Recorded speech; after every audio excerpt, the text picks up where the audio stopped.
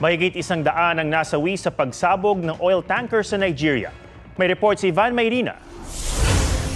Nagliliyabang ilang bahagi ng kalsada sa Jigawa State sa northern Nigeria. Ayon sa pulisya, isang oil tanker tumumba matapos mawala ng kontrol ang driver. Tumapon ng karga nitong langis na pinagkukuhan ng mga residente. Doon na sumabog ang oil tanker. Mahigit 150 na ang nasawi. Sa Argentina, lalaki naglalakad habang abala sa pagsi-cellphone. Muntik mahagip ng tren. Buti na lang, nakaatras siya kaya hindi nasalpok. Napadapa ang lalaki na wala namang tinamong malalang injury. Sa Ohio, Amerika, isang higanting inflatable pumpkin ang humarang sa kalsada. Pahirapan ang pagkuha rito dahil tinatangay ng hangin. Naibalik na sa may-aring oversized Halloween decoration.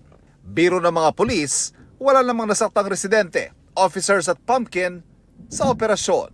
Ivan Mayrina nagbabalita para sa GMA Integrated News.